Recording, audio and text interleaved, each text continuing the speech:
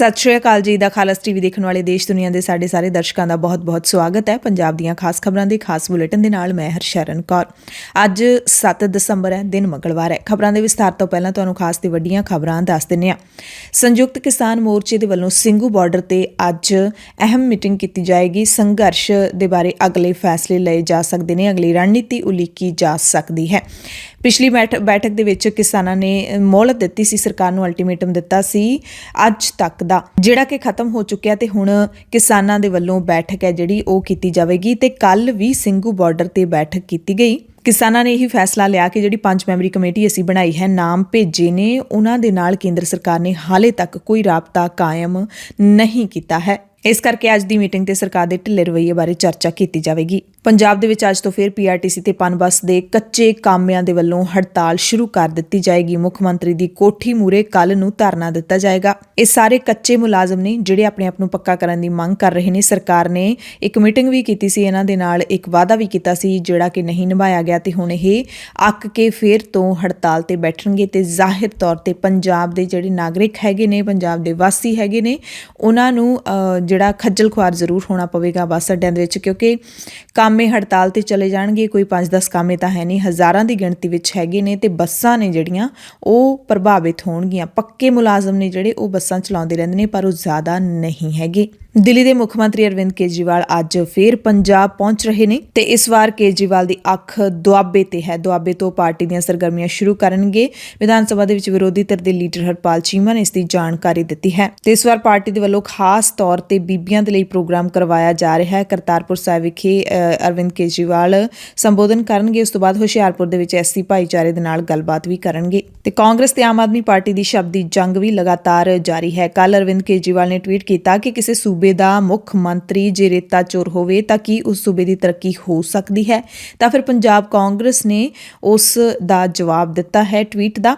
ਲਿਖਦੇ ਨੇ ਕਿ ਇੱਕ ਗਰੀਬ ਆਦਮੀ ਜਦੋਂ ਮਿਹਨਤ ਨਾਲ ਤਰੱਕੀ ਕਰ ਲੈਂਦਾ ਹੈ ਤਾਂ ਸਮਾਜ ਦੇ ਠੱਗਾਂ ਨੂੰ ਉਹ ਚੋਰ ਹੀ ਲੱਗਦਾ ਹੈ। ਪੰਜਾਬੀਆਂ ਨੂੰ ਗਾਲਾਂ ਕੱਢ ਕੇ ਕੇਜਰੀਵਾਲ ਨੇ ਫਿਰ ਸਾਬਿਤ ਕਰਤਾ ਕਿ ਉਹ ਸਿਆਸਤ ਦੇ ਕੰਗਣਾ ਰਣੌਤ ਨੇ। ਸੋ ਇਸ ਤਰ੍ਹਾਂ ਦੀ ਜਿਹੜੀ ਬਿਆਨਬਾਜ਼ੀ ਹੈ ਉਹ ਚੱਲ ਰਹੀ ਹੈ। ਤੇ ਉਧਰ ਮੁੱਖ ਮੰਤਰੀ ਚਰਨਜੀਤ ਸਿੰਘ ਚੰਨੀ ਨੇ ਵੀ ਐਲਾਨ ਕਰ ਦਿੱਤਾ ਹੈ, ਤੁਹਾਡਾ ਚੰਨੀ ਲਵੇਗਾ ਤੁਹਾਡੀ ਰਾਏ ਜਲਦ ਹੀ। ਸੋ ਇੱਕ ਟੀਜ਼ਰ ਹੈ ਜਿਹੜਾ ਉਹ ਮੁੱਖ ਮੰਤਰੀ ਚੰਨੀ ਦੇ ਸੋਸ਼ਲ ਮੀਡੀਆ ਪਲੇਟਫਾਰਮਾਂ ਤੇ ਸਾਂਝਾ ਕੀਤਾ ਗਿਆ ਹੈ।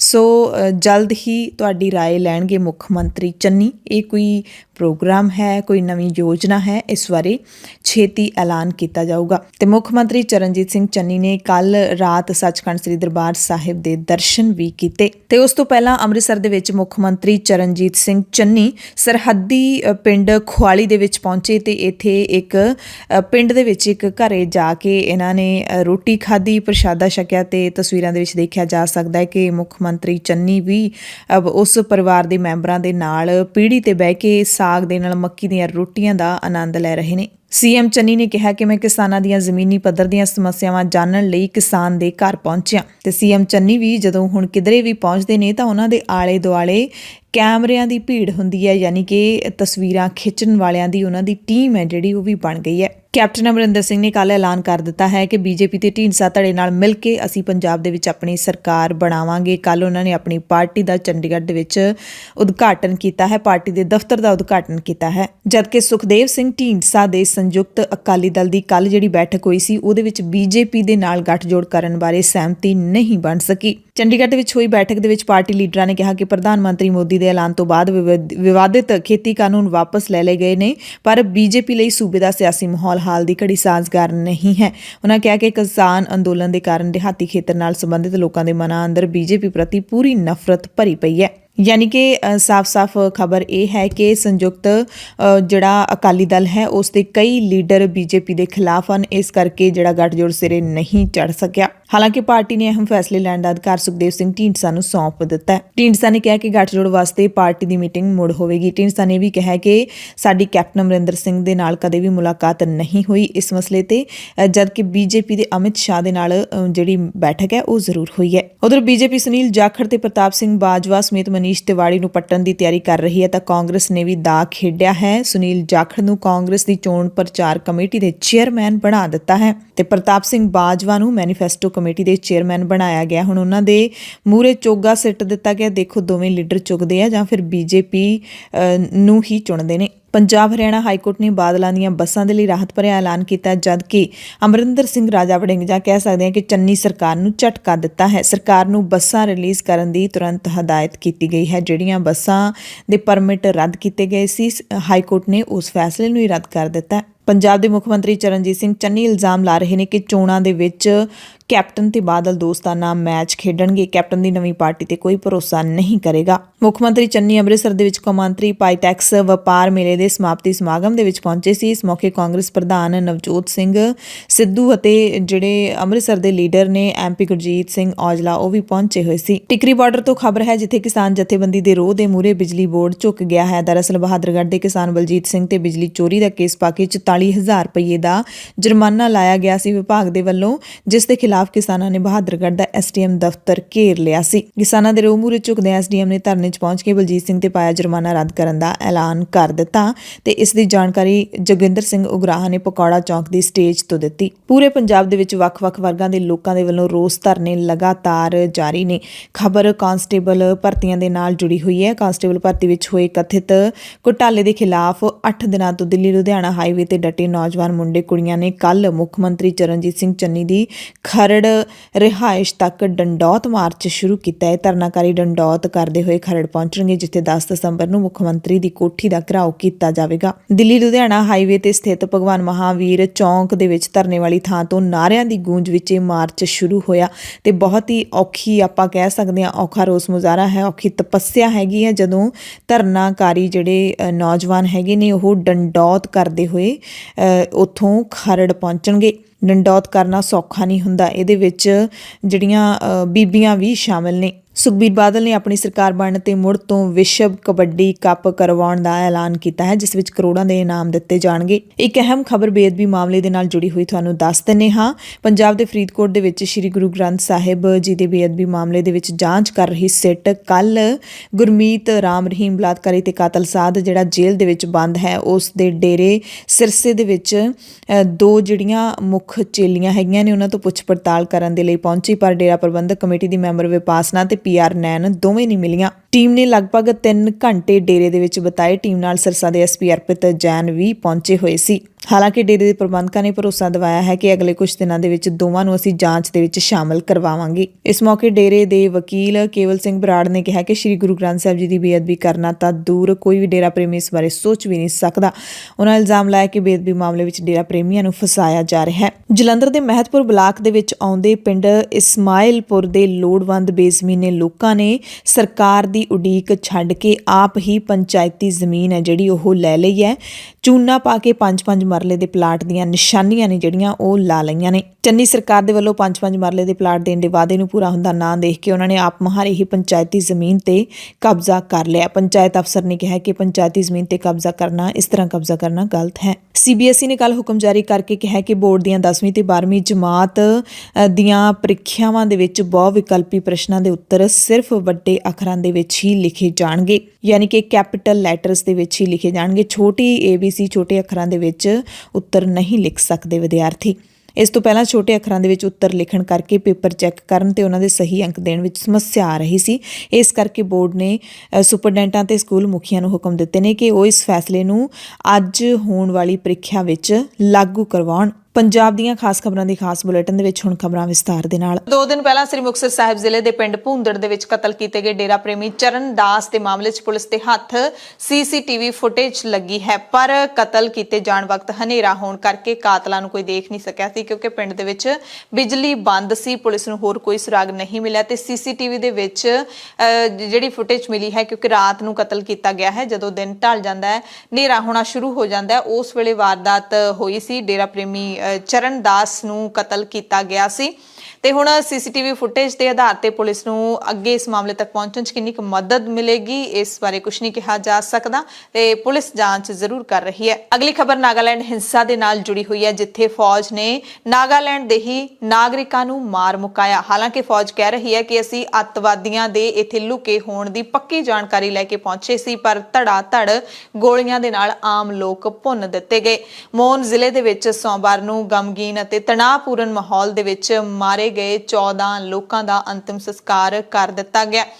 ਜਦੋਂ ਵੀ ਫੌਜ ਜਾਂ ਕੋਈ ਪੁਲਿਸ ਇਹੋ ਜਿਹੀ ਵਾਰਦਾਤ ਕਰਦੀ ਹੈ ਤਾਂ ਕਦੇ ਵੀ ਉਸ ਕਤਲ ਨੂੰ ਕਤਲ ਦਾ ਨਾਮ ਨਹੀਂ ਦਿੱਤਾ ਜਾਂਦਾ। ਸਿਰਫ ਮੀਡੀਆ ਵੀ ਇਹੀ ਕਹਿੰਦਾ ਹੈ ਕਿ ਲੋਕ ਮਾਰੇ ਗਏ, ਸੁਰੱਖਿਆ ਬਲਾਂ ਦੀ ਗੋਲੀਬਾਰੀ ਦੇ ਵਿੱਚ ਲੋਕ ਮਾਰੇ ਗਏ। ਕਿਉਂ ਨਹੀਂ ਕਤਲ ਦੇ ਮੁਕੱਦਮੇ ਦਰਜ ਹੁੰਦੇ ਸੁਰੱਖਿਆ ਬਲਾਂ ਦੇ ਉੱਤੇ ਵੀ, ਪੁਲਿਸ ਉੱਤੇ ਵੀ, ਜੇ ਉਹ ਇਹੋ ਜਿਹੀ ਕਾਰਵਾਈ ਕਰਦੇ ਨੇ? ਕਿ ਇੰਨੀ ਉਹਨਾਂ ਦੀ ਜਿਹੜੀ ਆਪਾਂ ਕਹਿ ਸਕਦੇ ਕਿ ਖੁਫੀਆ ਜਾਣਕਾਰੀ ਇੰਨੀ ਫੇਲ ਹੋ ਸਕਦੀ ਹੈ ਕਿ ਜਾਣਕਾਰੀ ਮਿਲੀ ਹੋਵੇ ਕਿ ਅੱਤਵਾਦੀ ਇੱਥੇ ਲੁਕੇ ਹੋਏ ਨੇ ਪਰ ਮਾਰ ਦਿਓ ਤੁਸੀਂ ਆਮ ਨਾਗਰਿਕਾਂ ਨੂੰ।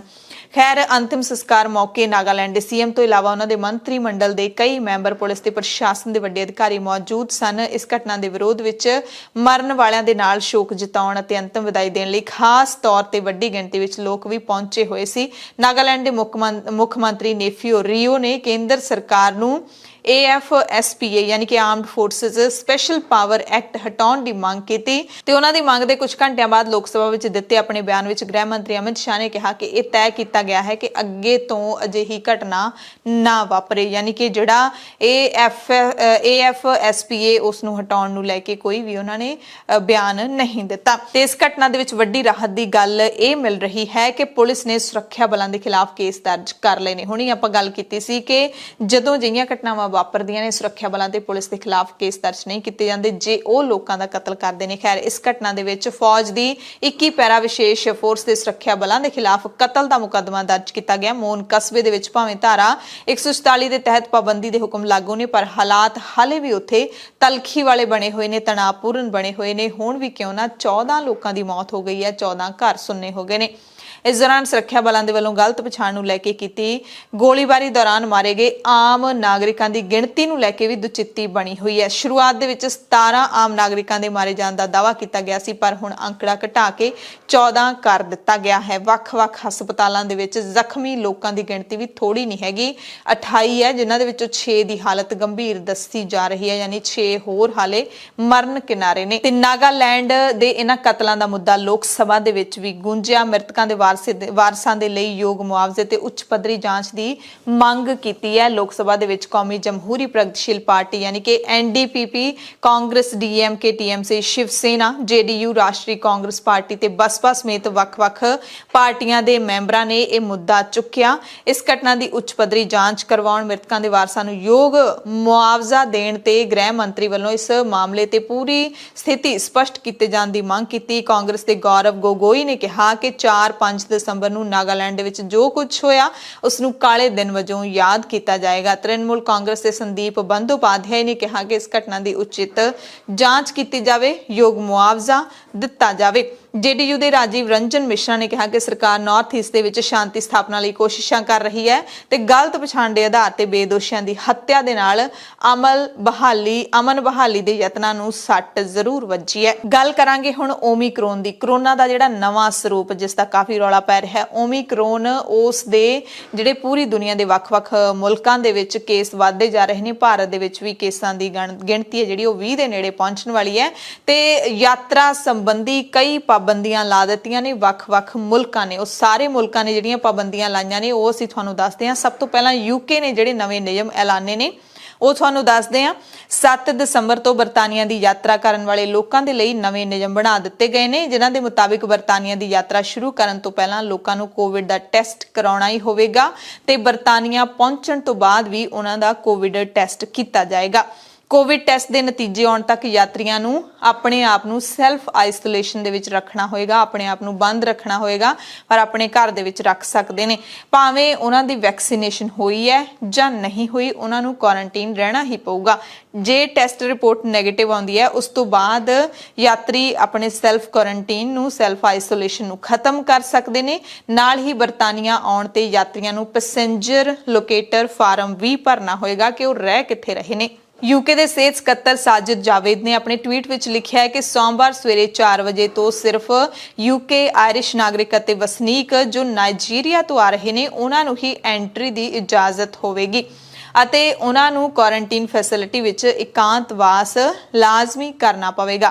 ਬਰਤਾਨੀਆ ਦੀ ਰੈੱਡ ਲਿਸਟ ਦੇ ਵਿੱਚ ਹੁਣ ਨਾਈਜੀਰੀਆ ਦਾ ਨਾਮ ਵੀ ਜੁੜ ਗਿਆ ਹੈ। ਇਸ ਲਿਸਟ ਦੇ ਵਿੱਚ ਸ਼ਾਮਿਲ ਮੁਲਕ ਨੇ ਦੱਖਣੀ Africa, Nigeria, Namibia, Zimbabwe, Botswana, Lesotho, Angola, Mozambique, Malawi, Zambia ਤੇ ਐਸਵਾਟਨੀ।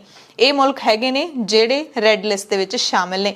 ਇੱਕ ਹੋਰ ਟਵੀਟ ਕੀਤਾ ਹੈ ਜਾਵੇਦ ਨੇ, ਉਹਨਾਂ ਨੇ ਲਿਖਿਆ ਕਿ ਮੰਗਲਵਾਰ ਸਵੇਰੇ ਲੰਡਨ ਸਮੇਂ ਦੇ ਮੁਤਾਬਿਕ 4 ਵਜੇ ਤੋਂ ਜੋ ਲੋਕ ਯੂਕੇ ਪਹੁੰਚਣਗੇ ਉਹ ਲਾਲ ਸੂਚੀ ਵਾਲੇ ਮੁਲਕਾਂ ਤੋਂ ਨਹੀਂ ਹੋਣਗੇ। ਉਹਨਾਂ ਨੂੰ ਫਲਾਈਟ ਲੈਣ ਤੋਂ ਪਹਿਲਾਂ ਕੋਵਿਡ-19 ਟੈਸਟ ਕਰਵਾਉਣਾ ਲਾਜ਼ਮੀ ਹੋਏਗਾ। ਯਾਨੀ ਕਿ ਇਹਨਾਂ ਸਾਰੇ ਮੁਲਕਾਂ ਤੋਂ ਜਿਹਨਾਂ ਦਾ ਹੁਣੇ ਨਾਮ ਲਿਆ, ਇਹਨਾਂ ਮੁਲਕਾਂ ਤੋਂ ਤਾਂ ਲੋਕ ਆ ਹੀ ਨਹੀਂ ਸਕਦੇ। ਬਾਕੀ ਲੋਕ ਜਿਹੜੇ ਹੋਰ ਮੁਲਕਾਂ ਤੋਂ ਆ ਰਹੇ ਨੇ ਉਹਨਾਂ ਨੂੰ ਕੋਵਿਡ-19 ਟੈਸਟ ਕਰਵਾਉਣਾ ਹੋਏਗਾ, ਭਾਵੇਂ ਉਹਨਾਂ ਦਾ ਵੈਕਸੀਨੇਸ਼ਨ ਸਟੇਟਸ ਕੁਝ ਵੀ ਹੋਵੇ। ਇੰਗਲੈਂਡ ਦੇ ਵਿੱਚ ਹੁਣ ਤੱਕ ਓਮਿਕਰੋਨ ਦੇ 134 ਮਾਮਲੇ ਸਾਹਮਣੇ ਆ ਚੁੱਕੇ ਨੇ।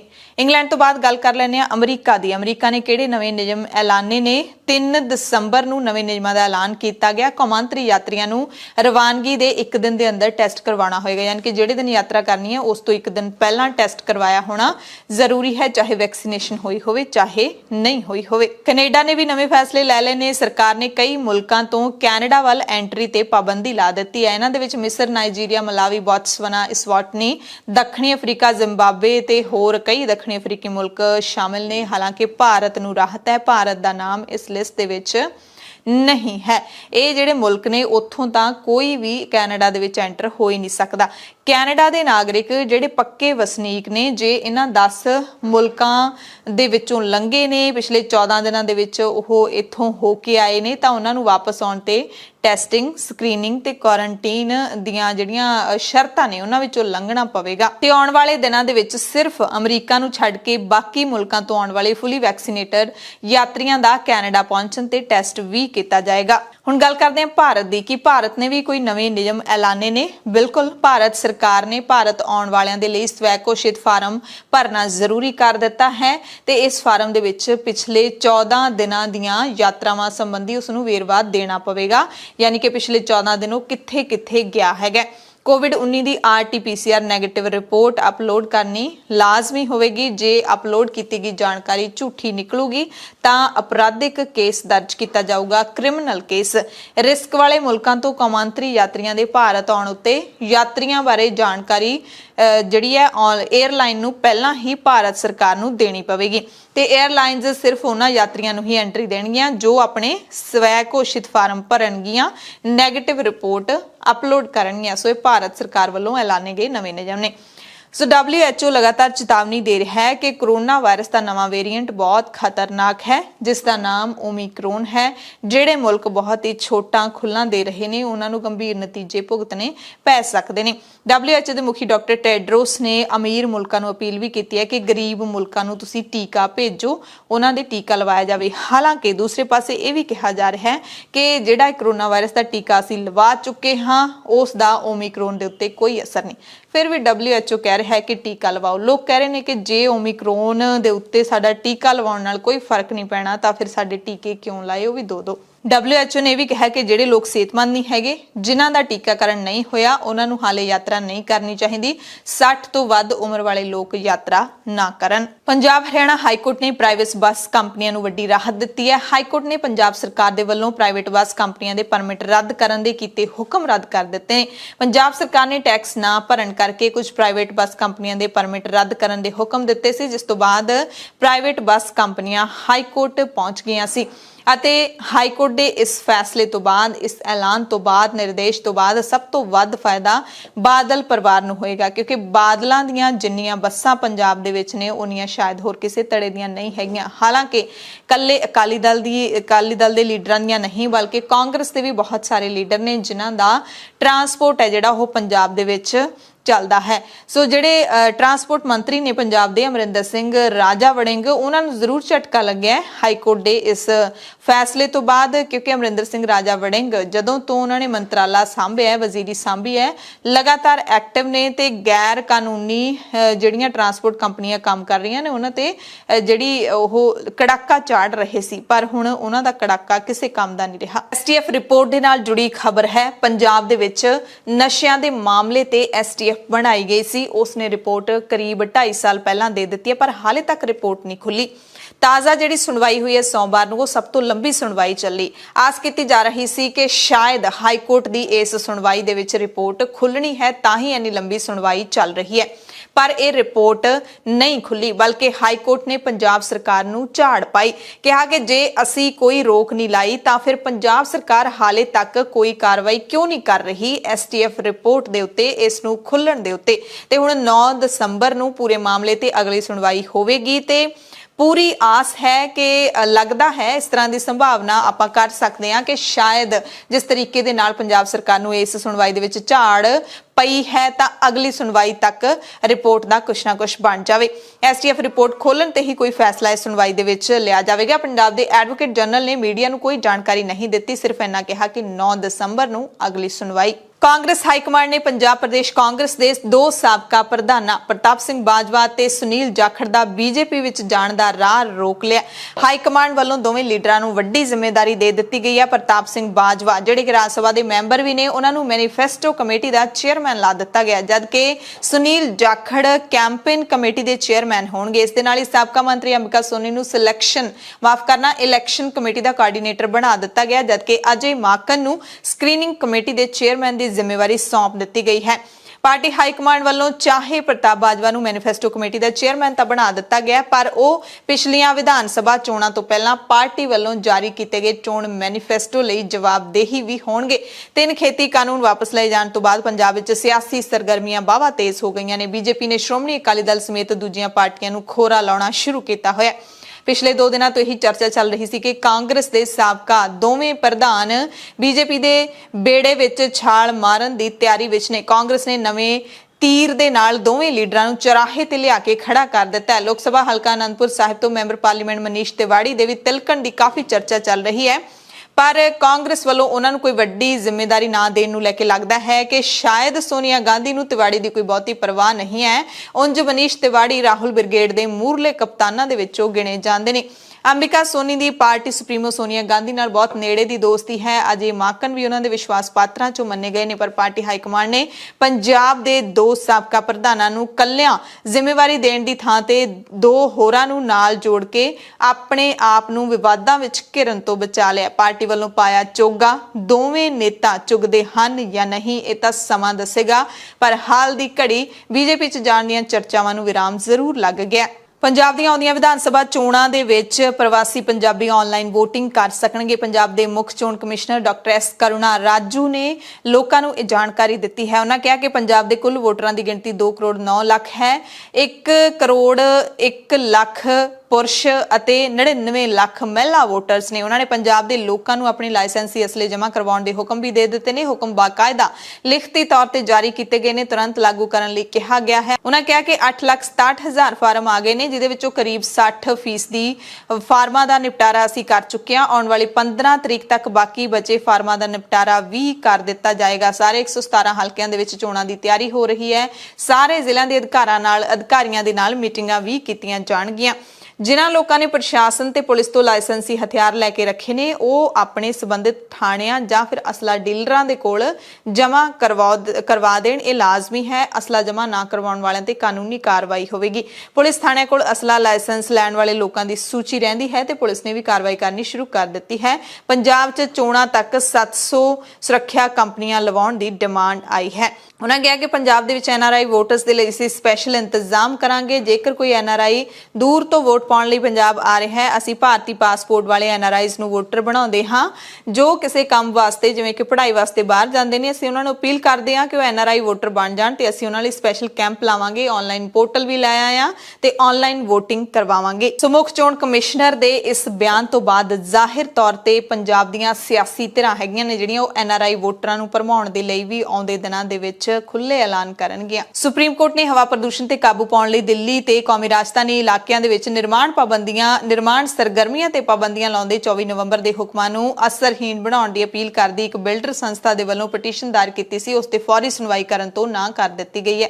14-15 ਤਰੀਕ ਨੂੰ ਜਿੱਥੇ ਭਾਰਤ ਦੇ ਵਿੱਚ ਬੈਂਕਾਂ ਦੀ ਹੜਤਾਲ ਹੋਵੇਗੀ, ਉੱਥੇ ਕੇਂਦਰੀ ਟ੍ਰੇਡ ਯੂਨੀਅਨਾਂ ਦੇ ਸਾਂਝੇ ਮੰਚ ਨੇ ਵੀ ਆਉਂਦੇ ਸਾਲ 23 ਤੇ 24 ਫਰਵਰੀ ਨੂੰ ਸੰਸਦ ਦੇ ਬਜਟ ਇਜਲਾਸ ਦੇ ਮੌਕੇ 2 ਰੋਜ਼ਾ ਦੇਸ਼ ਵਿਆਪੀ ਹੜਤਾਲ ਦਾ ਸੱਦਾ ਦਿੱਤਾ ਹੈ। ਹੜਤਾਲ ਦਾ ਮੁੱਖ ਸਲੋਗਨ ਲੋਕਾਂ ਨੂੰ ਬਚਾਓ ਦੇਸ਼ ਨੂੰ ਬਚਾਓ ਹੋਵੇਗਾ। ਹੜਤਾਲ ਦਾ ਸੱਦਾ ਕੇਂਦਰ ਦੀਆਂ ਬੀਜੇਪੀ ਸਰਕਾਰ ਦੀਆਂ ਲੋਕ ਵਿਰੋਧੀ, ਕਾਮਿਆਂ ਵਿਰੋਧੀ ਤੇ ਦੇਸ਼ ਵਿਰੋਧੀ ਨੀਤੀਆਂ ਦੇ ਖਿਲਾਫ ਦਿੱਤਾ ਗਿਆ। ਸੰਯੁਕਤ ਕਿਸਾਨ ਮੋਰਚੇ ਨੇ ਜਾਣਕਾਰੀ ਦਿੱਤੀ ਹੈ ਕਿ ਜਿਹੜੀ 5 ਮੈਂਬਰੀ ਕਮੇਟੀ ਅਸੀਂ ਬਣਾਈ ਹੈ ਸਰਕਾਰ ਨਾਲ ਗੱਲਬਾਤ ਕਰਨ ਦੇ ਲਈ, ਉਹਨਾਂ ਦੇ ਨਾਲ ਸਰਕਾਰ ਨੇ ਹਲੇ ਕੋਈ ਗੱਲਬਾਤ ਦਾ ਰਾਹ ਨਹੀਂ ਖੋਲਿਆ ਹੈ ਤੇ ਹੁਣ 7 ਦਸੰਬਰ ਨੂੰ ਅਸੀਂ ਅਹਿਮ ਮੀਟਿੰਗ ਕਰਨ ਜਾ ਰਹੇ ਹਾਂ। ਸਿੰਘੂ ਬਾਰਡਰ ਤੇ ਸੰਯੁਕਤ ਕਿਸਾਨ ਮੋਰਚੇ ਦੀ ਬੈਠਕ ਹੋਏਗੀ, ਉਸ ਦੇ ਵਿੱਚ ਕੋਈ ਅਗਲਾ ਫੈਸਲਾ ਕੀਤਾ ਜਾਵੇਗਾ। ਸੰਯੁਕਤ ਕਿਸਾਨ ਮੋਰਚੇ ਦੇ ਲੀਡਰਾਂ ਨੇ ਸਟੇਜ ਤੋਂ ਦਿੱਲੀ ਦੀਆਂ ਸਰਹੱਦਾਂ ਦੇ ਨੇੜੇ ਵਸਦੇ ਨਾਗਰਿਕਾਂ ਦਾ ਧੰਨਵਾਦ ਵੀ ਕੀਤਾ, ਜਿਨ੍ਹਾਂ ਨੇ 26 ਨਵੰਬਰ 2020 ਤੋਂ ਲੈ ਕੇ ਲਗਾਤਾਰ ਕਿਸਾਨੀ ਸੰਘਰਸ਼ ਦਾ ਸਮਰਥਨ ਕੀਤਾ ਹੈ। ਕਿਸਾਨਾਂ ਨੇ ਕਿਹਾ ਕਿ ਮੋਰਚੇ ਦੇ ਨੇੜੇ ਰਹਿਣ ਵਾਲੇ ਲੋਕਾਂ ਨੂੰ ਸੱਤਾਧਾਰੀ ਪਾਰਟੀਆਂ ਤੇ ਮੀਡੀਆ ਨੇ ਬਹੁਤ ਭੜਕਾਇਆ ਵੀ, ਪਰ ਉਹ ਸਾਡੇ ਨਾਲ ਰਹੇ, ਸਾਡੀ ਮਦਦ ਕੀਤੀ। ਕਿਸਾਨੀ ਸੰਘਰਸ਼, ਕਿਸਾਨ ਅੰਦੋਲਨ ਸਦਾ ਉਹਨਾਂ ਲੋਕਾਂ ਨੂੰ ਯਾਦ ਰੱਖੇਗਾ। ਸੰਯੁਕਤ ਕਿਸਾਨ ਮੋਰਚੇ ਨੇ ਇੱਕ ਦਿਨ ਪਹਿਲਾਂ ਐਤਵਾਰ ਨੂੰ ਮੋਰਚੇ ਦੀ ਸਟੇਜ ਤੋਂ ਸਾਰਾ ਹਿਸਾਬ ਕਿਤਾਬ ਵੀ ਦਿੱਤਾ। ਉਹਨਾਂ ਨੇ 26 ਨਵੰਬਰ ਤੋਂ ਲੈ ਕੇ 29 ਨਵੰਬਰ ਦੀ ਸ਼ਾਮ ਤੱਕ ਦਾ ਹਿਸਾਬ ਕਿਤਾਬ ਦਿੰਦਿਆਂ ਦੱਸਿਆ ਕਿ 6 ਕਰੋੜ ਦੇ ਫੰਡ ਨੇ ਜਿਹੜੇ ਉਹ ਹਾਸਲ ਹੋਏ ਨੇ, ਜਿਨ੍ਹਾਂ ਵਿੱਚੋਂ 96 ਲੱਖ ਰੁਪਏ ਹਾਲੇ ਕਿਸਾਨਾਂ ਦੇ ਕੋਲ ਪਏ ਨੇ ਤੇ ਉਹਨਾਂ ਨੇ ਸਾਰਾ ਹਿਸਾਬ ਕਿਤਾਬ ਦੱਸਿਆ ਕਿ ਕਿੰਨੇ ਪੈਸੇ ਕਿਹੜੀ ਸਹੂਲਤ ਦੇ ਉੱਤੇ ਖਰਚੇ ਗਏ, ਜਿਨ੍ਹਾਂ ਦੇ ਵਿੱਚ ਪਾਣੀ, ਟੈਂਟ, ਤਰਪਾਲਾਂ, ਕੈਮਰੇ, ਵਾਕੀ ਟਾਕੀ, ਸੋਸ਼ਲ ਮੀਡੀਆ ਤੇ ਵੀ ਖਰਚਾ ਕੀਤਾ ਗਿਆ। ਪੰਡਾਲ, ਫਲੈਕਸ ਬੋਰਡ, ਪੱਖੇ, ਕੂਲਰ, ਸਾਫ ਸਫਾਈ ਦੇ ਪ੍ਰਬੰਧ, ਸਟੇਜ, ਸਾਊਂਡ ਤੇ ਲਾਈਟਿੰਗ, ਇਹਨਾਂ ਸਾਰੀਆਂ ਚੀਜ਼ਾਂ ਤੇ ਜਿਹੜੇ ਖਰਚੇ ਨੇ ਉਹ ਕੀਤੇ ਗਏ ਤੇ ਹਾਲੇ 46 ਲੱਖ ਰੁਪਏ ਦੀ ਰਕਮ ਹੈ ਜਿਹੜੀ 96 ਲੱਖ ਰੁਪਏ ਦੀ ਰਕਮ ਹੈ ਜਿਹੜੀ ਉਹ ਕਿਸਾਨਾਂ ਦੇ ਕੋਲੇ ਪਈ ਹੈ। ਤੇ ਕਿਸਾਨਾਂ ਨੇ ਜਿਹੜਾ ਹਿਸਾਬ ਕਿਤਾਬ ਦਿੱਤਾ ਹੈ, ਉਹ ਖਾਸ ਕਰਕੇ ਮੋਰਚੇ ਦੇ ਲੀਡਰਾਂ ਨੇ ਜਿਹੜਾ ਹਿਸਾਬ ਕਿਤਾਬ ਦਿੱਤਾ ਹੈ, ਇਸ ਦੇ ਵਿੱਚ ਕੋਈ ਪੇਪਰ ਨਹੀਂ ਪੇਸ਼ ਕੀਤਾ ਗਿਆ, ਕੋਈ ਵੀ ਮੀਡੀਆ ਦੇ ਸਾਹਮਣੇ ਕੋਈ ਪੇਪਰ ਨਹੀਂ ਰੱਖਿਆ ਗਿਆ ਜਿਹਦੇ ਵਿੱਚੋਂ ਸਬੂਤ ਹੈ ਜਿਹੜੇ ਉਹ ਬਿਲਕੁਲ ਹੀ ਟਰਾਂਸਪੇਰੈਂਟ ਢੰਗ ਦੇ ਨਾਲ ਦਿਖਾਈ ਦਿੰਦੇ ਹੋਣ। 6 ਕਰੋੜ 35 ਲੱਖ 83 ਹਜ਼ਾਰ ਤੇ 940 ਰੁਪਏ 29 ਨਵੰਬਰ ਸ਼ਾਮ ਤੱਕ ਮੋਰਚੇ ਕੋਲੇ ਆਏ ਸੀ, ਜਿਹੜੇ ਦੇਸ਼ ਵਿਦੇਸ਼ ਚੋਂ ਸਾਰੇ ਵੀਰਾਂ ਦੇ, ਭਰਾਵਾਂ ਦੇ, ਭੈਣਾਂ ਦੇ ਸਹਿਯੋਗ ਨਾਲ ਇਸ ਮੋਰਚੇ 'ਚ ਆਇਆ, ਜਿਹੜਾ ਸਟੇਜ ਨੂੰ ਮਦਦ ਜਿਹੜੀ ਆਈ। 6 ਕਰੋੜ 35 ਲੱਖ 83 ਹਜ਼ਾਰ 940 ਰੁਪਏ, ਇਸ ਵਿੱਚੋਂ 5 ਕਰੋੜ 39 ਲੱਖ 83 ਹਜ਼ਾਰ 940 ਰੁਪਏ ਖਰਚ ਹੋਏ ਨੇ। 5 ਕਰੋੜ 39 ਲੱਖ 83 ਹਜ਼ਾਰ 940 ਰੁਪਏ ਖਰਚ ਹੋਏ ਨੇ। 96 ਲੱਖ ਰੁਪਈਆ ਸੰਯੁਕਤ ਮੋਰਚੇ ਦੇ ਕੋਲੇ ਹਾਲੇ ਹੈਗਾ ਆ, ਉਹ ਤੁਹਾਡੀ ਅਮਾਨਤ ਸੰਯੁਕਤ ਮੋਰਚੇ ਕੋਲੇ ਆ। ਜੋ ਫੈਸਲਾ ਸੰਯੁਕਤ ਮੋਰਚਾ ਇਸ ਅਮਾਨਤ ਦਾ ਕਰੂਗਾ ਉਸ ਮੁਤਾਬਕ ਅੱਗੇ ਇਹ ਖਰਚ ਕੀਤੇ ਜਾਣਗੇ। ਬਾਕੀ ਚੀਜ਼ਾਂ ਨੂੰ ਕਦੀ ਕੋਈ ਦੇਖਣਾ ਚਾਹੇ ਤਾਂ ਉਹ ਅਸੀਂ ਆਡਿਟ ਕਮੇਟੀ ਦੀ ਸਕਰੀਨਿੰਗ ਕਮੇਟੀ ਤੋਂ ਬਾਅਦ ਜਨਤਕ ਕਰ ਦੇਣਾ ਸਾਰਾ ਕੁਝ ਹੀ। ਰੂਪਨਗਰ ਜ਼ਿਲ੍ਹੇ ਦੀਆਂ ਪੰਜਾਬ ਦੀਆਂ ਕਿਸਾਨ ਬੀਬੀਆਂ ਜਰਨੈਲ ਕੌਰ ਤੇ ਬਲਵੀਰ ਕੌਰ, ਜਿਨ੍ਹਾਂ ਨੇ ਉਸ ਦਿਨ ਕੰਗਣਾ ਰਣੌਤ ਜਿਹੜੀ ਜ਼ਹਿਰ ਉਗਲਦੀ ਹੈ ਕਿਸਾਨਾਂ ਦੇ ਲਈ, ਸਿੱਖਾਂ ਦੇ ਲਈ, ਉਸ ਨੂੰ ਘੇਰਿਆ ਸੀ, ਮਾਫੀ ਮੰਗਵਾਈ ਸੀ। ਉਹਨਾਂ ਨੇ ਹੁਣ ਕੰਗਣਾ ਦੇ ਮਾਫੀ ਮੰਗੇ ਜਾਣ ਤੋਂ ਮੁੱਕਰ ਜਾਣ ਤੋਂ ਬਾਅਦ ਫਿਰ ਚੇਤਾਵਨੀ ਦਿੱਤੀ ਹੈ ਕਿ ਕੰਗਣਾ ਹੁਣ ਪੰਜਾਬ 'ਚ ਪੈਰ ਵੀ ਧਰ ਕੇ ਦਿਖਾ ਦੇ, ਹੁਣ ਜੇ ਸਾਡੇ ਅੜਿੱਕੇ ਚੜ ਗਈ ਤਾਂ ਅਸੀਂ ਲਿਖਤੀ ਮਾਫੀ ਮੰਗਾਂਗੇ। ਬੀਬੀਆਂ ਨੇ ਕਿਹਾ ਕਿ ਸਾਡੇ ਸਾਹਮਣੇ, ਸਾਡੇ ਮੂਹਰੇ ਉਸਨੇ ਬਾਕਾਇਦਾ ਮਾਫੀ ਮੰਗੀ ਸੀ ਤੇ ਫਿਰ ਹੱਥ ਉੱਚਾ ਕਰਕੇ ਜਕਾਰਾ ਵੀ ਲਾਇਆ ਸੀਗਾ ਤਾਂ ਉਸਨੂੰ ਜਾਣ ਦਿੱਤਾ ਗਿਆ ਸੀ। ਕਾਂਗਰਸ ਦੇ ਲੁਧਿਆਣਾ ਤੋਂ ਸੰਸਦ ਮੈਂਬਰ ਰਵਨੀਤ ਬਿੱਟੂ ਨੇ ਲੋਕ ਸਭਾ ਦੇ ਵਿੱਚ ਸਰਕਾਰ ਨੂੰ ਕਿਹਾ ਕਿ ਉਹ ਆਮ ਆਦਮੀ ਪਾਰਟੀ ਦੇ ਸੰਸਦ ਮੈਂਬਰ ਭਗਵੰਤ ਮਾਨ ਦੇ ਵੱਲੋਂ ਬੀਜੇਪੀ ਤੇ ਉਸ ਨੂੰ ਖਰੀਦਣ ਤੇ ਕੇਂਦਰ ਸਰਕਾਰ ਦੇ ਵਿੱਚ ਮੰਤਰੀ ਦਾ ਅਹੁਦਾ ਦੇਣ ਦੀ ਪੇਸ਼ਕਸ਼ ਦੇ ਲਾਏ ਦੋਸ਼ਾਂ ਬਾਰੇ ਆਪਣੀ ਸਥਿਤੀ ਸਪਸ਼ਟ ਕਰੇ। ਬਿੱਟੂ ਨੇ ਕਿਹਾ ਕਿ ਐਮਪੀ ਹੋਣ ਦੇ ਨਾਤੇ ਮਾਨ ਨੂੰ ਇਹ ਬਿਆਨ ਸਦਨ ਦੇ ਬਾਹਰ ਨਹੀਂ ਬਲਕਿ ਅੰਦਰ ਦੇਣਾ ਚਾਹੀਦਾ ਸੀ। ਉਹਨਾਂ ਕਿਹਾ ਕਿ ਸਿਆਸੀ ਲੋਕਾਂ ਦੇ ਲਈ ਅਜਿਹੀ ਗੱਲ ਸ਼ਰਮਸਾਰ ਕਰਨ ਵਾਲੀ ਹੈ ਤੇ ਕੇਂਦਰ ਸਰਕਾਰ ਨੂੰ ਭਗਵੰਤ ਮਾਨ ਦੇ ਇਹਨਾਂ ਦੋਸ਼ਾਂ ਬਾਰੇ ਸਥਿਤੀ ਸਪਸ਼ਟ ਕਰਨੀ ਚਾਹੀਦੀ ਹੈ। ਆਮ ਆਦਮੀ ਪਾਰਟੀ ਦੇ ਲੀਡਰ ਰਾਘਵ ਚੱਡਾ ਨੇ ਫਿਰ ਤੋਂ ਮੁੱਖ ਮੰਤਰੀ ਚਰਨਜੀਤ ਸਿੰਘ ਚੰਨੀ ਨੂੰ ਨਾਜਾਇਜ਼ ਮਾਈਨਿੰਗ ਦੇ ਮੁੱਦੇ ਤੇ ਘੇਰਿਆ ਹੈ। ਰਾਘਵ ਚੱਡਾ ਨੇ ਵੱਡਾ ਇਲਜ਼ਾਮ ਲਾਉਂਦੇ ਹੋਏ ਕਿਹਾ ਕਿ ਸੀਐਮ ਚੰਨੀ ਖੁਦ ਰੇਤ ਦੇ ਸਭ ਤੋਂ ਵੱਡੇ ਮਾਫੀਆ ਨੇ। ਪ੍ਰੈਸ ਕਾਨਫਰੰਸ ਦੇ ਵਿੱਚ ਜਿੰਦਾਪੁਰ ਪਿੰਡ 'ਚ ਹੋ ਰਹੀ ਨਾਜਾਇਜ਼ ਮਾਈਨਿੰਗ ਦੀ ਵੀਡੀਓ ਵੀ ਦਿਖਾਈ। ਚੱਡਾ ਨੇ ਕਿਹਾ ਕਿ ਇੱਥੇ ਮਾਈਨਿੰਗ ਹੋ ਚੁੱਕੀ ਹੈ, ਦਰਿਆ ਦਾ ਜੋ ਵਹਾਅ ਹੈ ਉਹਦੇ ਨਾਲ ਘੱਟੋ ਘੱਟ 35 ਪਿੰਡਾਂ ਨੂੰ ਖਤਰਾ ਹੈ। ਚੰਨੀ ਨੂੰ ਪਤਾ ਹੈ ਕਿ ਇੱਥੇ ਨਾਜਾਇਜ਼ ਮਾਈਨਿੰਗ ਚੱਲ ਰਹੀ ਹੈ, ਫਿਰ ਵੀ ਉਹ ਜਿਹੜੀ ਥਾਂ ਅਸੀਂ ਦੱਸਦੇ ਹਾਂ ਉਸ ਥਾਂ ਤੇ ਜਾਂਦੇ ਨਹੀਂ ਹੈਗੇ, ਹੋਰ ਥਾਵਾਂ ਤੇ ਜਾ ਕੇ ਉਹ ਆਪਣੇ ਝੂਠੇ ਦਾਅਵੇ ਕਰਦੇ ਨੇ कि जिंदापुर पिंड में चल रही रेता माइनिंग सरेआम इलीगल काम हो रहा है।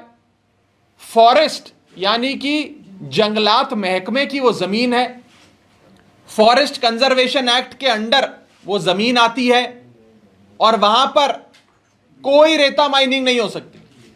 मैंने उस दिन वहां साइट पे आपको दिखाया कि वहां पर ना कोई डिमार्केशन है, ना कोई निशानदेही है, सरेआम वहां इलीगल काम हो रहा है। तो मुझे चन्नी साहब कहते हैं, मुझे गाली देते हैं और मुझे कहते हैं कि मुझे नहीं पता, मुझे जानकारी नहीं है, राघव चड्ढा को कुछ नहीं पता, वो साइट तो लीगल थी। ਪੰਜਾਬ ਦੇ ਸਾਬਕਾ ਮੁੱਖ ਮੰਤਰੀ ਕੈਪਟਨ ਅਮਰਿੰਦਰ ਸਿੰਘ ਨੇ ਆਪਣੀ ਪਾਰਟੀ ਪੰਜਾਬ ਲੋਕ ਕਾਂਗਰਸ ਦਾ ਚੰਡੀਗੜ੍ਹ ਦੇ ਸੈਕਟਰ 9 ਦੇ ਵਿੱਚ ਦਫ਼ਤਰ ਖੋਲ੍ਹ ਦਿੱਤਾ ਹੈ, ਉਦਘਾਟਨ ਕਰ ਲਿਆ। ਇਸ ਮੌਕੇ ਕੈਪਟਨ ਨੇ ਕਿਹਾ ਕਿ ਸਾਡਾ ਦਫ਼ਤਰ ਸ਼ੁਰੂ ਹੋ ਰਿਹਾ ਹੈ, ਆਗਾਮੀ ਚੋਣਾਂ ਨੂੰ ਲੈ ਕੇ ਸਾਡੀ ਪੂਰੀ ਤਿਆਰੀ ਹੈ, ਦੋ ਪਾਰਟੀਆਂ ਦੇ ਨਾਲ ਸੀਟਾਂ ਸਾਂਝੀਆਂ ਕਰਨ ਨੂੰ ਲੈ ਕੇ ਸਾਡੀ ਗੱਲ ਚੱਲ ਰਹੀ ਹੈ।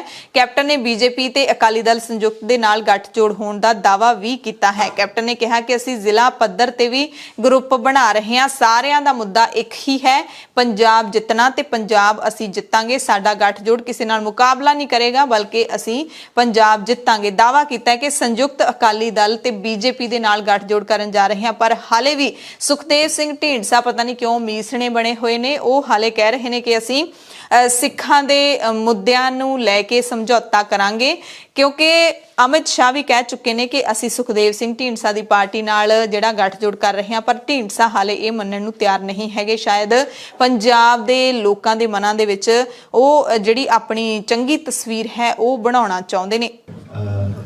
ਜਿਹੜੀ ਹੁਣ ਇਲੈਕਸ਼ਨ ਆ ਰਹੀ ਹੈ, ਵੀ ਵਿਲ ਵਿਨ ਇਟ। ਇੱਕ ਬਾਤ ਕੋਈ ਡਾਊਟ ਨਹੀਂ ਕਿਸ ਦੇ ਮਨ ਚ ਹੋਣਾ ਚਾਹੀਦਾ ਕਿ ਅਸੀਂ ਜਿੱਤਾਂਗੇ। The combination of seat adjustment between BJP, Dhindsa ਸਾਹਿਬ, ਅਸੀਂ we will form the next government. Captain ਨੇ ਵੀ ਦਾਅਵਾ ਕੀਤਾ ਕਿ ਸਾਡੇ ਗੱਠਜੋੜ ਨੂੰ ਲੋਕਾਂ ਦਾ ਪੂਰਾ ਸਮਰਥਨ ਮਿਲੇਗਾ। ਮੌਜੂਦਾ ਮੁੱਖ ਮੰਤਰੀ ਚਰਨਜੀਤ ਸਿੰਘ ਚੰਨੀ ਦੇ ਸਰਕਾਰੀ ਇਸ਼ਤਿਹਾਰਾਂ ਤੇ ਨਿਸ਼ਾਨਾ ਕੱਸਦਿਆਂ ਕੈਪਟਨ ਨੇ ਕਿਹਾ ਕਿ ਜਦੋਂ ਕਾਂਗਰਸ ਦੇ ਇਸ਼ਤਿਹਾਰ ਆਉਂਦੇ ਨੇ ਤਾਂ ਮੈਨੂੰ ਹਾਸਾ ਆਉਂਦਾ ਹੈ। ਇਹ ਸਾਰੇ ਹੁਣ ਡਰਾਮਾ ਕਰ ਰਹੇ ਨੇ, ਇਹਨਾਂ ਨੂੰ ਪਤਾ ਹੈ ਕਿ ਕੁਝ ਵੀ ਨਹੀਂ ਹੋਣਾ। ਐਲਾਨ ਕਰ ਰਹੇ ਨੇ 2 ਮਹੀਨਿਆਂ ਦੇ ਵਿੱਚ ਚੋਣ ਜ਼ਾਬਤਾ ਲੱਗ ਜਾਊਗਾ, ਪਰ ਮੇਰੀ ਸਰਕਾਰ 92% ਵਾਅਦੇ ਪੂਰੇ ਕਰ ਚੁੱਕੀ ਹੈ। ਕੈਪਟਨ ਨੇ ਵੀ ਮੁੱਖ ਮੰਤਰੀ ਚਰਨਜੀਤ ਸਿੰਘ ਚੰਨੀ ਤੇ ਨਾਜਾਇਜ਼ ਮਾਈਨਿੰਗ ਨੂੰ ਲੈ ਕੇ ਇਲਜ਼ਾਮ ਲਾਏ। ਸਿੱਧੂ ਬਾਰੇ ਨਾ ਬੋਲਣ ਕੈਪਟਨ, ਇਹ ਹੋ ਨਹੀਂ ਸਕਦਾ। ਕਿਹਾ ਕਿ ਜੋ ਨਵਜੋਤ ਸਿੰਘ ਸਿੱਧੂ ਨੇ ਪਾਕਿਸਤਾਨ ਨਾਲ ਵਪਾਰ ਮੁੜ ਸ਼ੁਰੂ ਕਰਨ ਦੀ ਮੰਗ ਕੀਤੀ ਹੈ, ਕਹਿੰਦੇ ਪਾਕਿਸਤਾਨ ਪਹਿਲਾਂ ਸਾਡੇ ਜਵਾਨਾਂ ਤੇ ਗੋਲੀ ਚਲਾਉਣਾ ਬੰਦ ਕਰੇ, ਵਪਾਰ ਫੇਰ ਹੀ ਸ਼ੁਰੂ ਹੋਣਾ ਚਾਹੀਦਾ। ਤੇ ਇੱਕ ਅਹਿਮ ਖਬਰ, ਤਨਖਾਹੀਆ ਕਰਾਰ ਦਿੱਤਾ ਗਿਆ ਜਿਹੜਾ ਸ਼੍ਰੀ ਅਕਾਲ ਤਖਤ ਸਾਹਿਬ ਦੇ ਮੁਤਵਾਜ਼ੀ ਜਥੇਦਾਰ ਭਾਈ ਧਿਆਨ ਸਿੰਘ ਮੰਡ ਵੱਲੋਂ। ਉਸ ਬਾਰੇ ਕੈਪਟਨ ਨੇ ਕਿਹਾ ਕਿ ਅਕਾਲ ਤਖਤ ਸਾਹਿਬ ਨੂੰ 6ਵੇਂ ਗੁਰੂ ਨੇ ਬਣਾਇਆ ਸੀ, ਜਿਸ ਦਾ ਬਾਕਾਇਦਾ ਜਥੇਦਾਰ ਲੱਗਿਆ ਹੋਇਆ, ਉਹ ਕੁਝ ਬੋਲ ਸਕਦਾ ਹੈ। ਮੰਡ ਕੌਣ ਹੁੰਦਾ ਹੈ? ਬੋਲਣ ਵਾਲਾ। ਸੋ ਇੱਥੇ ਲੱਗਦਾ ਹੈ ਕਿ ਕੈਪਟਨ ਅਮਰਿੰਦਰ ਸਿੰਘ ਚਲਾਕੀ ਖੇਡ ਰਹੇ ਨੇ, ਕਿਉਂਕਿ ਜੇ ਉਹ ਭਾਈ ਧਿਆਨ ਸਿੰਘ ਮੰਡ ਨੂੰ ਅਕਾਲ ਤਖਤ ਸਾਹਿਬ ਦੇ ਜਥੇਦਾਰ ਨਹੀਂ ਮੰਨਦੇ ਤਾਂ ਪਿਛਲੇ ਦਿਨੀ ਉਹਨਾਂ ਨੇ ਸਪਸ਼ਟੀਕਰਨ ਵਾਲੀ ਚਿੱਠੀ ਭੇਜੀ ਕਿਉਂ ਸੀ। ਹੁਣ ਜਦੋਂ ਤਨਖਾਹੀਆ ਕਰਾਰ ਦਿੱਤਾ ਹੈ ਤਾਂ ਉਹਨਾਂ ਨੇ ਮੌਜੂਦਾ ਜਥੇਦਾਰ ਗਿਆਨੀ ਹਰਪ੍ਰੀਤ ਸਿੰਘ ਦੀ ਜਥੇਦਾਰੀ ਤੇ ਮੋਹਰ ਲਾਈ ਹੈ। ਪੰਜਾਬ ਤੇ ਹਰਿਆਣਾ ਹਾਈ ਕੋਰਟ ਨੇ 1158 ਸਹਾਇਕ ਪ੍ਰੋਫੈਸਰਾਂ ਦੀ ਭਰਤੀ ਤੇ ਅੰਤਰਿਮ ਰੋਕ ਲਾਉਣ ਤੋਂ ਪਹਿਲਾਂ ਹੀ 605 ਅਧਿਆਪਕਾਂ ਨੇ ਆਪਣੀਆਂ ਮੌਜੂਦਾ ਨੌਕਰੀਆਂ ਤੋਂ ਅਸਤੀਫੇ ਦੇ ਕੇ ਸਹਾਇਕ ਪ੍ਰੋਫੈਸਰਾਂ ਜੋ ਨੌਕਰੀ ਜੁਆਇਨ ਕਰ ਲਈ ਹੈ। ਹੁਣ ਇਹਨਾਂ ਅਧਿਆਪਕਾਂ ਦਾ ਭਵਿੱਖ ਕੀ ਹੋਵੇਗਾ, ਇਸ ਨੂੰ ਲੈ ਕੇ ਕਾਫੀ ਸਸ਼ੋਪੰਜ ਵਾਲੀ ਸਥਿਤੀ ਹੈ ਜਿਹੜੀ ਉਹ ਬਣ ਗਈ ਹੈ। ਪੰਜਾਬ ਸਰਕਾਰ ਵੱਲੋਂ ਸਰਕਾਰੀ ਕਾਲਜਾਂ ਦੇ ਵਿੱਚ ਗੈਸਟ ਲੈਕਚਰਾਂ ਵਜੋਂ ਕੰਮ ਕਰਦੇ ਸਹਾਇਕ ਪ੍ਰੋਫੈਸਰਾਂ ਨੂੰ 5 ਅੰਕ ਵਾਧੂ ਦੇਣ ਦਾ ਇਹ ਮਾਮਲਾ ਹਾਈ ਕੋਰਟ ਪਹੁੰਚਿਆ ਤੇ ਗੈਰ ਸਰਕਾਰੀ ਕਾਲਜਾਂ ਵਿੱਚ ਪੜ੍ਹਾਉਂਦੇ ਸਹਾਇਕ ਪ੍ਰੋਫੈਸਰਾਂ ਨੇ ਸਰਕਾਰ ਦੇ ਇਸ ਫੈਸਲੇ ਨੂੰ ਚੁਣੌਤੀ ਦਿੱਤੀ ਹੈ। ਮਾਮਲੇ ਦੀ ਅਗਲੀ ਸੁਣਵਾਈ 13 ਦਸੰਬਰ ਤੇ ਪਾ ਦਿੱਤੀ ਗਈ ਹੈ। ਪੰਜਾਬ ਦੇ ਕੰਪਿਊਟਰ ਅਧਿਆਪਕਾਂ ਨੇ 7 ਦਸੰਬਰ ਨੂੰ ਮੁੱਖ ਮੰਤਰੀ ਦੇ ਸ਼ਹਿਰ ਖਰੜ ਦੇ ਵਿੱਚ ਸੂਬਾ ਪੱਧਰੀ ਰੈਲੀ ਕਰਨ ਦਾ ਐਲਾਨ ਕਰ ਦਿੱਤਾ ਹੈ। ਹੱਲਾ ਬੋਲ ਰੈਲੀ ਦੇ ਵਿੱਚ ਪੰਜਾਬ ਦੇ ਪੂਰੇ ਸੂਬੇ ਦੇ ਕੰਪਿਊਟਰ ਅਧਿਆਪਕ ਪਹੁੰਚਣਗੇ, ਮੁੱਖ ਮੰਤਰੀ ਦੀ ਰਿਹਾਇਸ਼ ਦਾ ਘਿਰਾਓ ਕਰਨਗੇ। ਕੰਪਿਊਟਰ ਅਧਿਆਪਕਾਂ ਨੂੰ ਪੰਜਾਬ ਸਿਵਲ ਸਰਵਿਸ ਰੂਲਸ ਦੇ ਮੁਤਾਬਿਕ ਮਿਲਣ ਵਾਲੀਆਂ ਸਹੂਲਤਾਂ ਜਿਵੇਂ 6ਵੇਂ ਤਨਖਾਹ commission, interim relief, ACP, leave encashment, medical ਛੁੱਟੀਆਂ, CPF ਆਦਿ ਤੋਂ ਵਾਂਝੇ ਰੱਖਿਆ ਜਾ ਰਿਹਾ ਹੈ ਤੇ ਪਿਛਲੇ ਸਾਲਾਂ ਦੌਰਾਨ 70 ਦੇ ਕਰੀਬ ਕੰਪਿਊਟਰ ਅਧਿਆਪਕਾਂ ਦੀ ਮੌਤ ਵੀ ਹੋ ਚੁੱਕੀ ਹੈ ਤੇ ਉਹਨਾਂ ਦੇ ਪਰਿਵਾਰ ਵੀ ਰੁਲ ਰਹੇ ਨੇ। ਪੰਜਾਬ ਕਾਂਗਰਸ ਦੇ ਪ੍ਰਧਾਨ ਨਵਜੋਤ ਸਿੰਘ ਸਿੱਧੂ ਤੋਂ ਬਾਅਦ ਪੰਜਾਬ ਦੇ ਮੁੱਖ ਮੰਤਰੀ ਚਰਨਜੀਤ ਸਿੰਘ ਚੰਨੀ ਨੇ ਵੀ ਪਾਕਿਸਤਾਨ ਦੇ ਨਾਲ ਵਪਾਰ ਸ਼ੁਰੂ ਕਰਨ ਦੀ ਵਕਾਲਤ ਕੀਤੀ ਹੈ। ਉਹਨਾਂ ਕਿਹਾ ਕਿ ਜੇ ਪਾਣੀ ਰਾਹੀਂ ਵਪਾਰ ਹੋ ਸਕਦਾ ਹੈ ਤਾਂ ਸੜਕੀ ਰਸਤੇ ਰਾਹੀਂ ਕਿਉਂ ਨਹੀਂ। ਉਹਨਾਂ ਕਿਹਾ ਕਿ ਵਪਾਰ ਦੇ ਵਿੱਚ ਰਾਜਨੀਤੀ ਨਾ ਲਿਆਂਦੀ ਜਾਵੇ। ਵਪਾਰ ਖੋਲਣ ਦੇ ਲਈ ਅਸੀਂ ਪ੍ਰਧਾਨ ਮੰਤਰੀ ਨਰਿੰਦਰ ਮੋਦੀ ਨੂੰ ਚਿੱਠੀ ਲਿਖਾਂਗੇ ਤੇ ਮੁਲਾਕਾਤ ਕਰਨ ਦੀ ਮੰਗ ਵੀ ਕਰਾਂਗੇ। ਮੁੱਖ ਮੰਤਰੀ ਅੰਮ੍ਰਿਤਸਰ ਪਹੁੰਚੇ ਹੋਏ ਸੀ, ਵਪਾਰੀਆਂ ਨੂੰ ਸੰਬੋਧਨ ਕਰ ਰਹੇ ਸੀ ਤੇ ਇੱਥੇ ਨਵਜੋਤ ਸਿੰਘ ਸਿੱਧੂ ਵੀ ਮੌਜੂਦ ਸਨ। ਮੁੱਖ ਮੰਤਰੀ ਨੇ ਵਪਾਰੀਆਂ ਵਾਸਤੇ ਐਲਾਨ ਕਰਦੇ ਹੋਏ ਕਿਹਾ ਕਿ ਪੰਜਾਬ ਦੇ ਵਿੱਚ ਸਿੰਗਲ ਵਿੰਡੋ ਸਿਸਟਮ ਨੂੰ ਮਜ਼ਬੂਤ ਕੀਤਾ ਜਾਏਗਾ। ਸਿੰਗਲ ਵਿੰਡੋ ਸਿਸਟਮ ਤੇ ਇੱਕ ਅਜਿਹੇ ਸਮਰੱਥ IAS ਅਧਿਕਾਰੀ ਦੀ ਨਿਯੁਕਤੀ ਕੀਤੀ ਜਾਵੇਗੀ ਜਿਹੜਾ ਸਾਰੇ ਵਿਭਾਗਾਂ ਤੋਂ ਜਾਣਕਾਰੀ ਲੈ ਕੇ ਲੋਕਾਂ ਦੀਆਂ ਸ਼ਿਕਾਇਤਾਂ ਦੂਰ ਕਰ ਸਕੇ। ਕੇ ਉਹਨਾਂ ਨੇ ਫੇਸਲੈਸ ਸਿਸਟਮ ਦੀ ਸ਼ੁਰੂਆਤ ਕਰਨ ਵੱਲ ਵੀ ਇਸ਼ਾਰਾ ਕੀਤਾ। ਮੁੱਖ ਮੰਤਰੀ ਨੇ ਪੰਜਾਬ ਦੇ ਲੋਕਾਂ ਤੋਂ ਬਾਅਦ ਹੁਣ ਸਨਅਤਕਾਰਾਂ ਨੂੰ ਵੀ ਭਰਮਾਉਣ ਦੇ ਲਈ ਸਸਤੀ ਬਿਜਲੀ ਦੇਣ ਦਾ ਵਾਅਦਾ ਕੀਤਾ। ਰਿਹਾਇਸ਼ੀ ਖੇਤਰ ਦੀ ਬਿਜਲੀ ਸਸਤੀ ਕਰਨ ਤੋਂ ਬਾਅਦ ਕਹਿੰਦੇ ਅਸੀਂ ਸਨਅਤ ਨੂੰ ਵੀ ਘੱਟ ਦਰਾਂ ਤੇ ਬਿਜਲੀ ਦੇਣ ਦੇ ਲਈ ਵਚਨਬੱਧ ਹਾਂ। ਪ੍ਰੈਸ ਕਾਨਫਰੰਸ ਦੇ ਅਖੀਰ ਦੇ ਵਿੱਚ ਕਾਂਗਰਸ ਪ੍ਰਧਾਨ ਨਵਜੋਤ ਸਿੰਘ ਸਿੱਧੂ ਨੇ ਹਮੇਸ਼ਾ ਦੀ ਤਰ੍ਹਾਂ ਮੁੱਖ ਮੰਤਰੀ ਚੰਨੀ ਨੂੰ ਬਹੁਤ ਵਧੀਆ ਕਹਿ ਕੇ ਸ਼ਾਬਾਸ਼ ਦਿੱਤੀ। ਉਧਰ ਬੀਜੇਪੀ ਪਾਰਟੀ ਦੇ ਹਮਲਿਆਂ ਦੇ ਝੰਬੇ ਹੋਏ ਸ਼੍ਰੋਮਣੀ ਅਕਾਲੀ ਦਲ ਦੇ ਪ੍ਰਧਾਨ ਸੁਖਬੀਰ ਸਿੰਘ ਬਾਦਲ ਕਬੱਡੀ ਖਿਡਾਰੀਆਂ ਦੇ ਰੂਬਰੂ ਹੋਏ, ਮੁਸ਼ਕਲਾਂ ਸੁਣੀਆਂ ਤੇ ਸ਼੍ਰੋਮਣੀ ਅਕਾਲੀ ਦਲ ਬਹੁਜਨ ਸਮਾਜ ਪਾਰਟੀ ਗੱਠਜੋੜ ਦੀ ਸਰਕਾਰ ਆਉਣ ਤੇ ਸਾਰੀਆਂ ਮੁਸ਼ਕਲਾਂ ਹੱਲ ਕਰਨ ਦਾ ਭਰੋਸਾ ਵੀ ਦਿੱਤਾ। ਸੁਖਬੀਰ ਨੇ ਐਲਾਨ ਕੀਤਾ ਕਿ ਸਰਕਾਰ ਆਉਣ ਤੇ ਅਸੀਂ ਫਿਰ ਤੋਂ ਵਿਸ਼ਵ ਕਬੱਡੀ ਕੱਪ ਕਰਵਾਵਾਂਗੇ। ਪਹਿਲਾ ਇਨਾਮ 5 ਕਰੋੜ ਦਾ ਰੱਖਿਆ ਜਾਵੇਗਾ। ਇਸ ਦੇ ਨਾਲ ਪੰਜਾਬ ਕਬੱਡੀ ਕੱਪ ਵੀ ਕਰਵਾਵਾਂਗੇ। ਜ਼ਿਲ੍ਹਾ ਪੱਧਰ ਦੇ ਖਿਡਾਰੀ ਚੁਣ ਕੇ ਟੀਮਾਂ ਦੇ ਨਾਲ ਖੇਡਣਗੇ। ਪੰਜਾਬ ਦੇ ਖਿਡਾਰੀਆਂ ਵਿੱਚੋਂ ਹੀ ਖਿਡਾਰੀ ਚੁਣ ਕੇ ਕਬੱਡੀ ਲੀਗ ਵੀ ਕਰਵਾਈ ਜਾਵੇਗੀ ਤਾਂ ਜੋ ਪੰਜਾਬ ਦੀ ਖੇਡ ਕਬੱਡੀ ਦੁਨੀਆ ਦੇ ਨਕਸ਼ੇ ਤੇ ਪਹਿਲਾਂ ਦੀ ਤਰ੍ਹਾਂ ਸਾਹਮਣੇ ਆਵੇ। मेरे प्लान से कि हर डिस्ट्रिक्ट एक स्पोर्ट्स स्कूल खोला जाए कि टैलेंट थल्लों आए, पर पिछले 5 साल इन्होंने बंद ही करते सारे। मैं तो बड़ी कोशिश की थी कि यह गेम चले। मैं असैम्बली भी रौला पाया सी पहली बार, मैं क्या वर्ल्ड कप कराया तो करो, घट तो घट हौसला तो मिले, पर यह नीयत ही नहीं इन्हों की। तुसीं देखो किन्ने मैं स्टेडियम बनाए पंजाब, पर इन्हों की कोई नीयत नहीं है। तो इस करके खास करके कबड्डी तो मैं दिलों लगाया है। ਤੁਸੀਂ ਦੇਖੋਗੇ ਤੁਹਾਡਾ ਇੱਕ ਆਰਗੇਨਾਈਜ਼ ਸੈਕਟਰ ਬਣਾ ਦਾਂਗੇ ਤੁਹਾਡਾ, ਜਿਵੇਂ ਨਾ ਹਾਲੇ ਤੱਕ ਸਾਰਾ ਕੁਝ ਡਿਸਆਰਗੇਨਾਈਜ਼ਡ ਹੈ, ਉਵੇਂ ਹੀ ਪੂਰਾ ਸਟੇਟ ਦੇ ਰੂਲਸ ਲਾ ਕੇ ਆਰਗੇਨਾਈਜ਼ ਕਰਕੇ ਤਾਂ ਹਰ ਪਲੇਅਰ ਨੂੰ ਪਤਾ ਹੋਊਗਾ ਕਿ ਅੱਜ ਮੈਂ ਸੀ ਕੈਟੇਗਰੀ ਦਾ ਪਲੇਅਰ ਹਾਂ, ਮੈਂ ਬੀ ਚ ਜਾ ਸਕਦਾ, ਬੀ ਚ ਮੈਂ ਏ ਜਾ ਸਕਦਾ, ਏ ਚ ਬਾਅਦ ਰਿਟਾਇਰ ਤੇ ਮੈਨੂੰ ਕੋਚਿੰਗ ਦੀ ਮੇਰੀ ਜੌਬ ਮਿਲੂਗੀ। ਇੱਕ ਸਿਸਟਮ ਰੂਲਸ ਬਣਾ ਦਾਂਗੇ, ਜਿਹੜੇ ਟੌਪ ਪਲੇਅਰਸ ਹੋਣਗੇ ਆਪਾਂ ਨੂੰ ਕਿੰਨੇ ਪਰਸੈਂਟ ਜਿੰਨੀਆਂ ਜੌਬ ਨਿਕਲੀਆਂ ਉਹਨਾਂ ਚ ਇੰਨੇ ਪਰਸੈਂਟ ਰਿਜ਼ਰਵੇਸ਼ਨ ਸਪੋਰਟਸ ਕੀਤੀ ਜਾਊਗੀ। ਜਿੱਥੇ ਕਬੱਡੀ ਰੈਕਗਨਾਈਜ਼ ਸਪੋਰਟ ਪਹਿਲੇ ਨਹੀਂ ਸੀ, ਉਹ ਤਾਂ ਮੈਂ ਕੀਤੀ ਸੀ, ਉਹ ਰੈਕਗਨਾਈਜ਼ ਸਪੋਰਟ ਕਰਕੇ। ਤੋ ਇਸ ਕਰਕੇ ਤੁਹਾਨੂੰ ਪਤਾ ਮੈਂ ਜੋ ਕਹਿਣਾ ਦਿਲੋਂ ਕਹਿਣਾ। ਗੱਲ ਹੁਣ ਮੌਸਮ ਦੀ ਕਰ ਲੈਂਦੇ ਹਾਂ। ਮੌਸਮ ਵਿਭਾਗ ਦੇ ਮੁਤਾਬਿਕ ਜੰਮੂ ਕਸ਼ਮੀਰ ਸਮੇਤ ਹੋਰ ਪਹਾੜੀ ਇਲਾਕਿਆਂ ਵਿੱਚ ਅਗਲੇ 2 ਦਿਨਾਂ ਤੱਕ ਹਲਕਾ ਮੀਂਹ ਤੇ ਭਾਰੀ ਬਰਫ਼ਬਾਰੀ ਹੋਵੇਗੀ। ਇੰਨਾ ਹੀ ਨਹੀਂ, ਮੈਦਾਨੀ ਇਲਾਕਿਆਂ ਦੇ ਵਿੱਚ ਮੀਂਹ ਦਾ ਅੰਦਾਜ਼ਾ, ਮੀਂਹ ਦਾ ਅਨੁਮਾਨ ਦਿੱਤਾ ਗਿਆ ਹੈ ਤੇ ਦੇਸ਼ ਦੇ ਕਈ ਹਿੱਸਿਆਂ ਦੇ ਵਿੱਚ ਹੁਣ ਹੱਡ ਕੰਬਾਉਣ ਵਾਲਾ ਸਿਆਲ ਸ਼ੁਰੂ ਹੋਣ ਦੇ ਅਨੁਮਾਨ ਨੇ ਜਿਹੜੇ ਮੌਸਮ ਵਿਭਾਗ ਨੇ ਦਿੱਤੇ ਨੇ। ਹਾਲਾਂਕਿ ਪੰਜਾਬ ਦੀ ਗੱਲ ਕਰ ਲਈਏ ਤਾਂ ਇੱਥੇ ਠੰਡ ਉਹਨੇ ਕੜਾਕੇ ਦੀ ਨਹੀਂ ਪੈ ਰਹੀ ਜਿੰਨੀ ਦਸੰਬਰ ਦੇ ਵਿੱਚ ਪੈਂਦੀ ਹੁੰਦੀ ਹੈ। ਜੰਮੂ ਕਸ਼ਮੀਰ ਦੇ ਵਿੱਚ ਭਾਰੀ ਬਰਫ਼ਬਾਰੀ ਤੋਂ ਬਾਅਦ ਘੱਟੋ-ਘੱਟ ਤਾਪਮਾਨ ਦੇ ਵਿੱਚ ਵਾਧਾ ਹੋਵੇਗਾ। ਸੋਮਵਾਰ ਸ਼ਾਮ ਨੂੰ ਵੀ ਬਰਫ਼ਬਾਰੀ ਦਾ ਅੰਦਾਜ਼ਾ ਦਿੱਤਾ ਗਿਆ। ਕਸ਼ਮੀਰ ਦੇ ਮੈਦਾਨੀ ਇਲਾਕਿਆਂ ਵਿੱਚ 2 ਤੋਂ 3 ਇੰਚ ਤੱਕ, ਜਦਕਿ ਉਚਾਈ ਵਾਲੇ ਇਲਾਕਿਆਂ ਵਿੱਚ 6 ਤੋਂ 7 ਇੰਚ ਬਰਫ਼ਬਾਰੀ ਦੇ ਅਸਾਰ ਨੇ। ਐਤਵਾਰ ਨੂੰ ਪੰਜਾਬ ਦੇ ਕਈ ਹਿੱਸਿਆਂ ਦੇ ਵਿੱਚ ਮੀਂਹ ਪਿਆ ਵੀ ਹੈਗਾ ਤੇ ਮੀਂਹ ਤੋਂ ਬਾਅਦ ਠੰਡ ਹੈ ਜਿਹੜੀ ਉਹ ਥੋੜੀ ਜਿਹੀ ਵੱਧ ਗਈ ਹੈ। ਸ਼ਿਮਲਾ ਦੇ ਕੁਫਰੀ ਤੇ ਨਾਰਕੰਡਾ ਦੇ ਵਿੱਚ ਸੀਜ਼ਨ ਦੀ ਪਹਿਲੀ ਹਲਕੀ ਬਰਫ਼ਬਾਰੀ ਹੋਈ। ਸ਼ਿਮਲਾ ਦੇ ਨਾਲ ਲੱਗਦੇ ਇਲਾਕਿਆਂ ਦੇ ਵਿੱਚ ਮੀਂਹ ਵੀ ਪਿਆ।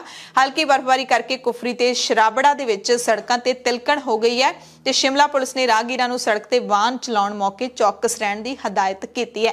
ਕਿਨੌਰ ਜ਼ਿਲ੍ਹੇ ਦੇ ਚਿਤਕੁਲ, ਸਾਂਗਲਾ ਤੇ ਕਲਪਾ ਜਿਹੇ ਸੈਲਾਨੀ ਕੇਂਦਰਾਂ ਤੇ ਵੀ ਮੀਂਹ ਪਿਆ ਹੈ, ਬਰਫ਼ ਪਈ ਹੈ। ਦੂਰ ਦੁਰਾਡੇ ਦੇ ਦੋਦੜਾ, ਕਵਾਰ ਤੇ ਚੌਪਾਲ ਦੇ ਵਿੱਚ 30 ਸੈਂਟੀਮੀਟਰ ਤੇ 6 ਸੈਂਟੀਮੀਟਰ ਬਰਫ਼ ਹੈ ਜਿਹੜੀ ਉਹ ਪਈ ਹੈ। ਰੋਹਤਾਂਗ ਪਾਸ ਤੇ ਅਟਲ ਟਨਲ ਤੇ ਵੀ ਜਿਹੜੀ ਸਨੋਫਾਲ ਹੋਈ ਹੈ। ਕਿਲੌਂਗ ਤੇ ਲਾਹੌਲ ਸਪੀਤੀ ਦੇ ਵਿੱਚ ਵੀ ਬਰਫ਼ਬਾਰੀ ਦੀਆਂ ਖਬਰਾਂ ਨੇ ਤੇ ਆਮ ਜਨਜੀਵਨ ਤੇ ਅਸਰ ਜ਼ਰੂਰ ਪੈਂਦਾ ਹੈ ਜਦੋਂ ਕਿਤੇ ਵੀ ਬਰਫ਼ਬਾਰੀ ਹੁੰਦੀ ਹੈ। ਪੰਜਾਬ ਦੀਆਂ ਖਾਸ ਖਬਰਾਂ ਦੇ ਖਾਸ ਬੁਲੇਟਿਨ ਦੇ ਵਿੱਚ ਤੁਹਾਡੇ ਸਭ ਤੋਂ ਇਜਾਜ਼ਤ ਚਾਹੁੰਦੇ ਹਾਂ। ਧੰਨਵਾਦ।